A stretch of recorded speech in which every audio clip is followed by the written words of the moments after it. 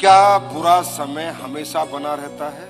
उसका भी एक टाइम पीरियड होता है। एक टाइम बाद बुरा समय भी जाता ही जाता है। क्या बुरा समय सिर्फ हमारी ही लाइफ में आता है? सबकी जिंदगी में आता है। लेकिन जो व्यक्ति उसको पेशेंस के साथ हैंडल कर लेता है, यहाँ पेशेंस की ताकत लगती है। अमिताभ बच्चन ने एबीसी प्रोडक्शन खोला, 90 करोड़ का कर्ज हो गया, इतनी बड़ी गलती हो गई, लेकिन बुरा वक्त आ गया, एक इतना बड़ा सुपरस्टार कर्जे में दब गया, सारी दुनिया में पता चला कि अमिताभ बच्चन कर्जदारी हो गया, बैंक करप्ट हो गया। लेकिन उस समय एक ही चीज ने उसको बचाया, उसने अपना पेशेंस लूज नहीं किया और अपना काम करना नहीं छोड़ा, अपने काम में लगातार लगा रहा।